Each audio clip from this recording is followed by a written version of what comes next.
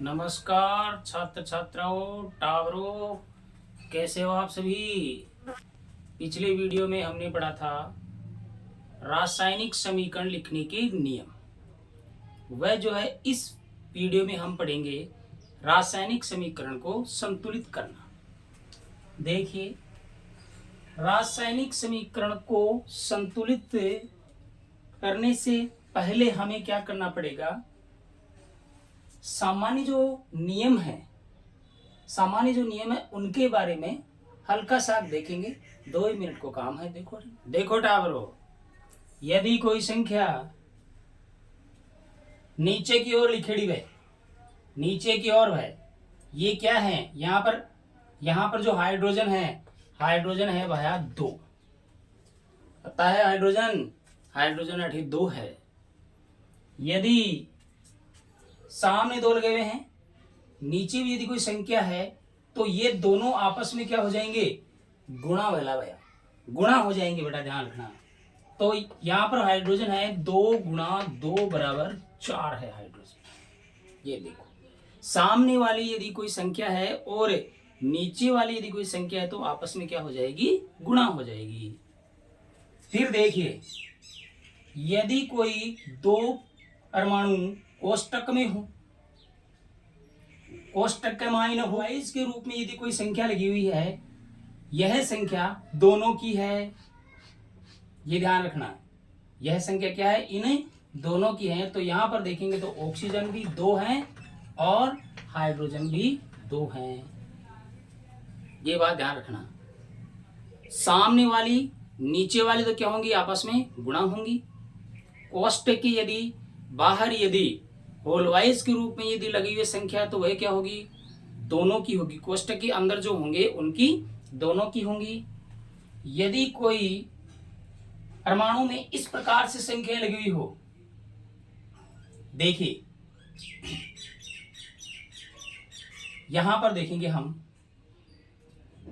कोष्टक के अंदर है, लेड की संख्या देखेंगे तो यहां पर लेड है 2।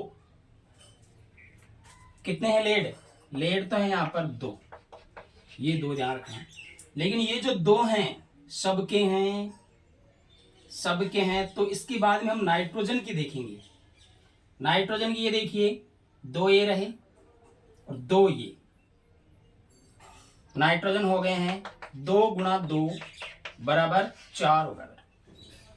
इसके बाद में देखिए यहाँ पर ऑक्सीजन, देखिए ऑक्सीजन यहाँ पर है 3, यहाँ पर 2 और सामने वाले भी काम है कि ध्यान रखना। तो यहाँ पर ऑक्सीजन का मान हो जाएगा, ये हो गए 6। कोष्टक के बाहर कोष्टक के अंदर यदि हो तो आपस में क्या होंगे, गुणा होंगे।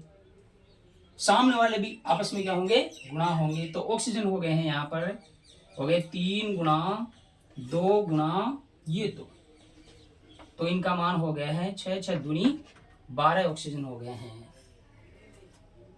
सामान्य भाषा के मान सुन ले बेटा। वो यदि कोई संख्या नीचे की ओर लगी हुई है और ये है सिर्फ इसी की, हाइड्रोजन यहाँ पर 2 हैं, सामने भी लगे हुए हैं यदि कोई संख्या, तो ये आपस में क्या हो जाएंगे, गुणा हो जाएंगे।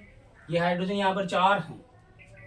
यदि कोई संख्या कोष्टक में हो, होलवाइज के रूप में हो, यदि कोई संख्या, वह यह संख्या क्या होगी, यह संख्या हो जाएगी जो भी अंदर है उन दोनों की होगी, ध्यान रखना। अर्थात यहाँ पर ऑक्सीजन भी 2 है और हाइड्रोजन भी 2 हैं। यदि कोई संख्या इस प्रकार से हो, होलवाइज 2 में, सामने भी 2 है, तो देखेंगे लेड यहाँ पर है तो सामने लगे हुए 2, तो लेड हो जाएंगे 2। लेकिन नाइट्रोजन जो है यहाँ पर 2 है, यहाँ भी 2 है, तो 2 दूनी 4 नाइट्रोजन हो गए हैं, ध्यान रखना। फिर ये ऑक्सीजन है यहाँ पर 3, यहाँ पर 2, यहाँ भी 2। सामने वाले जो भी हम संख्या लगाएंगे, जो भी है वह क्या होगा, इन सबका होगा, ध्यान रखना। और कोष्टक यदि कोई बाहर है तो वह क्या होंगे, आपस में गुणा होंगे। तो यहाँ पर यदि ऑक्सीजन की संख्या देखें तो ये क्या होगी, 3 गुणा 2 गुणा सामने वाले 2, यहाँ पर मान आ गया है 12। तो ये हल्की सी बातें हैं, इनका ध्यान रखना था। समीकरण संतुलन में हमें इनका ध्यान रखना पड़ेगा बेटा। सिंपल है, 2 ही मिनट का काम है, बहुत सरल है।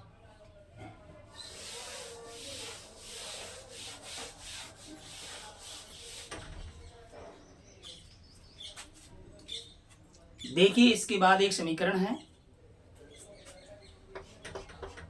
देखेंगे Fe plus H2O equal Fe3O4 plus H2। ये समीकरण है अपने सामने, इसको हम क्या करेंगे, संतुलित करेंगे। देखो कीजिए, यहां पर जो F यानी जो है आयरन जो है 3 है, वो आपा कहीं कर ला, अठीन भी समान कर दे रहा भैया, ए लगा दिया 3, हो गया लोहा बराबर। बाद में देखो हाइड्रोजन है 2, हाइड्रोजन भी यहां पर 2 है, बराबर है, दिक्कत वाली बात नहीं है। यहां पर ऑक्सीजन है 1, लेकिन यहां पर ऑक्सीजन है 4। ये समस्या आ गई भैया। अब इसका अपन क्या करें, इसके लिए हम क्या करेंगे, ऑक्सीजन को 4 करने के लिए क्या करेंगे, जो भी हम अपने मन से लिखेंगे, जो भी संख्या हम अपने मन से लिखेंगे, वह संख्या सूत्र अणुसूत्र के सामने लिखेंगे। ध्यान रखना, जो भी हम सामने लिखेंगे वह क्या होगी, इन सभी की होगी। यदि मैं यहां पर ऑक्सीजन 4 है तो यहां पर ये 4 लिखूंगा। ये जो 4 मैंने लिखेंगे, ये जो 4 मैंने लिखे हैं वो क्या है, हाइड्रोजन के भी हैं और ऑक्सीजन के भी हैं।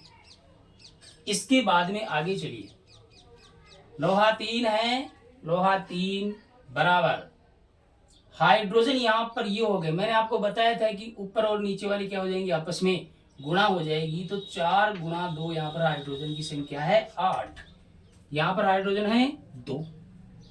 हमें क्या करना पड़ेगा, 8 करना पड़ेगा। तो हम क्या कर देंगे, ये 4 सामने लगा देंगे, तो 4 से जब गुणा होगा तो 8 हो जाएगा। समीकरण की जांच करने के लिए कि वास्तव में बराबर है या नहीं है, एक बार और चेक कर लो। देखो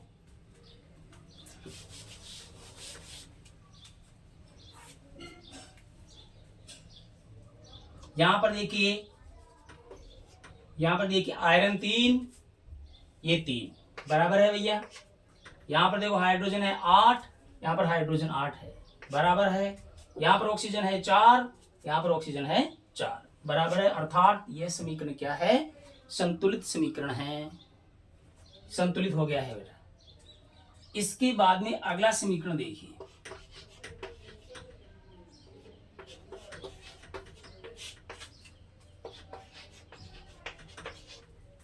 सोडियम की अभिक्रिया ऑक्सीजन के साथ में होगी तो सोडियम ऑक्साइड प्राप्त होगा। देखो सोडियम 1 है, 2 है, तो सोडियम को हमें क्या करना पड़ेगा, समान करना पड़ेगा। आपको मैंने बताया था कि जो भी लगाएंगे कहाँ लगाएंगे, सामने लगाएंगे। यहां पर 2 है तो 8 2 लगा दिया भैया, 2 लगा दिया। फिर एक बाद में आओ ऑक्सीजन के ऊपर, ऑक्सीजन 2 है, एक ही है ठीक, तो भैया अब कहीं करा समान करना पड़ेगा। यहां पर नहीं लगा सकते हैं 2, यहां पर नहीं लगा सकते हैं, नहीं नहीं, ध्यान रखना।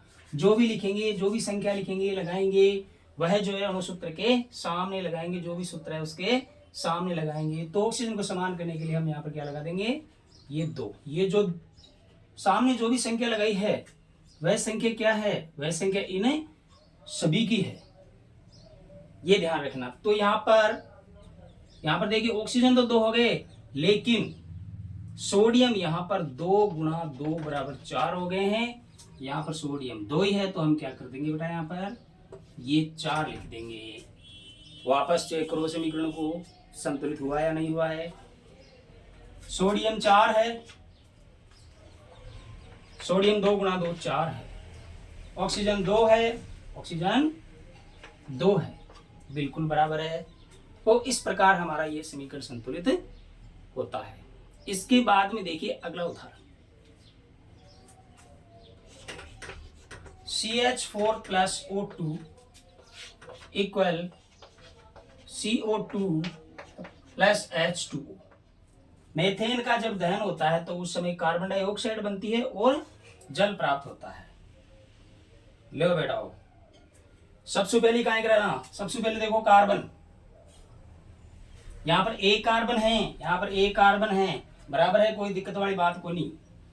देखो हाइड्रोजन यहाँ पर 4 है, यहाँ पर 2 ही है, तो यहाँ पर क्या लगा देंगे, 2 लगा देंगे, तो हाइड्रोजन हो गए हैं 4।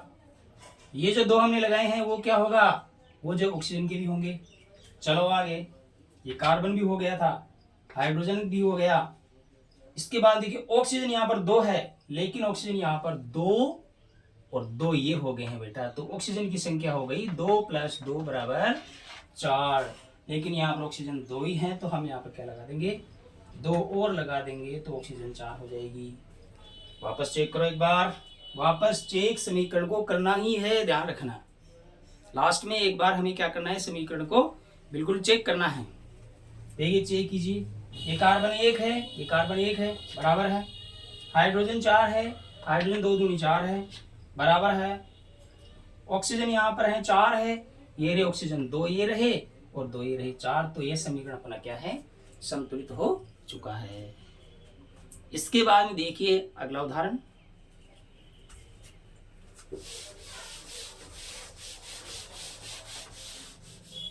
लो टाबरो, देखो अगला उदाहरण, Mg + O2 = MgO। यह समीकरण इस समय संतुलित नहीं है। मैग्नीशियम 1 है, एक मैग्नीशियम, लेकिन ऑक्सीजन 2 है, तो हमें क्या करना पड़ेगा, इसको संतुलित करना पड़ेगा। देखो करो, मैग्नीशियम 1 है, मैग्नीशियम 1 है, बराबर है भैया।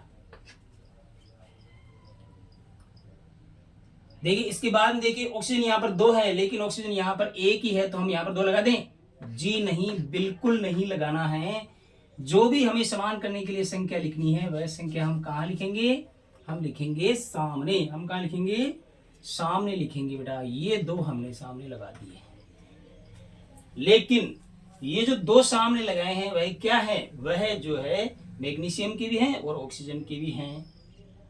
दोबारा समीकरण को चेक कीजिए, देखो मैग्नीशियम यहाँ पर 1, लेकिन मैग्नीशियम यहाँ पर 2।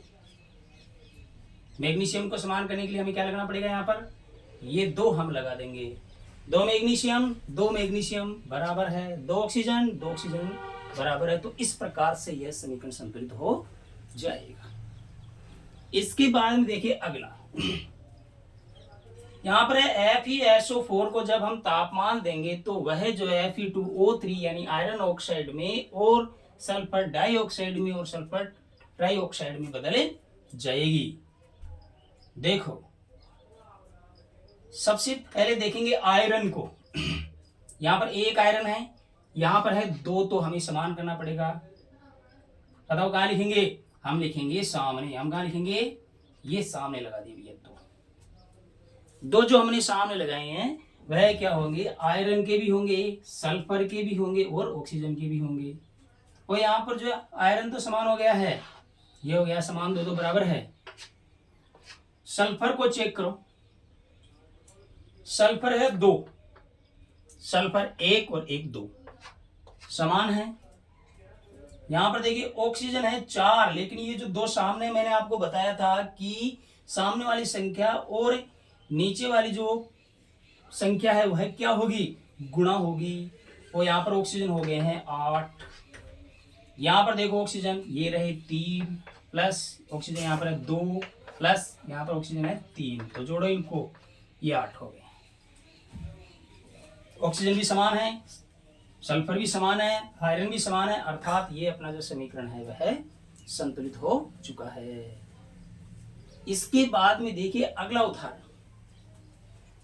ये उदाहरण ध्यान से देखना है भैया, थोड़ा बहुत ही इंपॉर्टेंट उदाहरण है। देखिए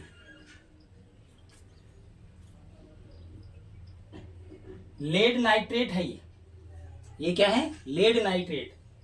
लेड नाइट्रेट का जब वियोजन होगा, उसमें वियोजन होगा, उसमें बनेगा लेड ऑक्साइड बनेगा, नाइट्रोजन डाइऑक्साइड बनेगा और ऑक्सीजन प्राप्त होगा। सबसे पहले हम क्या करेंगे, लेड 1 है, यहाँ पर लेड 1 है, समान है। नाइट्रोजन ये देख कोष्टक के बाहर वाली, कोष्टक के बाहर वाली क्या होगी, इसकी भी होगी और ऑक्सीजन की भी है, नाइट्रोजन की भी है और ऑक्सीजन की भी है। और ये क्या होगी 2, यहाँ पर नाइट्रोजन है 2, यहाँ पर नाइट्रोजन है 1, ये हो गई असमानता 1। यहाँ पर ऑक्सीजन है 6, यहाँ पर ऑक्सीजन है 2, 2 4 और 1 5। तो देखिए 5 को 6 बनाने के लिए अपन क्या करेंगे, सबसे पहले एक काम कर दो, सबसे पहले जो है ये 5 को 6 बना दिया हमने, तो लगा दिए 2। ये हो गए हैं ऑक्सीजन 2, 2 4 और 2 6। लेकिन भैया यहाँ पर जो लेड है वह चेंज हो चुका है, लेड बदल गया है। लेड यहाँ पर 1 है, यहाँ पर हो गया 2, तो अपन क्या कर देंगे, सामने ही 2 लगा देंगे। ये लगा दिए भैया 2 सामने। सामने जो भी 2 हमने लगाए हैं वह क्या होगा, इन सबके हैं। ये भी बात मैंने आपको बताई थी, जो भी संख्या सामने लगेगी वह संख्या कहीं है, सबकी ये ध्यान रखिए टाबरो। तो लेड 2 है बराबर, लेकिन नाइट्रोजन को देखिए, नाइट्रोजन 2 तो ये रहे और 2 दूनी 4 है। यहाँ पर नाइट्रोजन है मात्र 1 है, तो अपन क्या लगा देंगे, ये हो गए 4 नाइट्रोजन। ये सामने लगा देंगे हम 4 नाइट्रोजन। लेड बराबर हो गया, नाइट्रोजन समान हो गया है। इसके बाद में क्या देखेंगे, ऑक्सीजन देखेंगे। देखो ऑक्सीजन, ये याद कीजिए, मैंने बताया था अभी वीडियो में आपको कि ये तो हो गए 3 इंटू 2, ये तो है 6, लेकिन ये सामने वाले भी क्या होंगे, इंटू होंगे, तो 6 इंटू 2 बराबर हो गए 12। तो ऑक्सीजन की संख्या हो गई है 12। यहां पर ऑक्सीजन देखिए, ये रहे 2 ऑक्सीजन, ये जो सामने वाले और नीचे वाले आपस में हो गए इंटू, और ये हो गए 4 इंटू 2 बराबर 8। शेष बच गए हैं आपके ये 2 जोड़ो इन सबको, 2 8 2 10 और 2 12 समान है क्या। एक बार वापस से समीकरण को चेक कीजिए।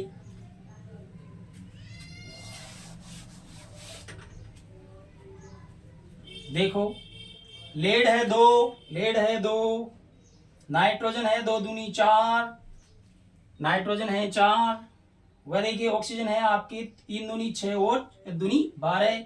यहाँ पर है 2 प्लस 4 दूनी 8 प्लस 2, जोड़ो सबको 12। अर्थात सभी जो परमाणु की संख्या है वह समान है कि अभिकारकों और उत्पादों के परमाणु की संख्या समान होनी चाहिए। वह इन सभी उदाहरणों की सहायता से जो है आप समझ चुके होंगे कि समीकरण को जो है संतुलित किस प्रकार से किया जाता है।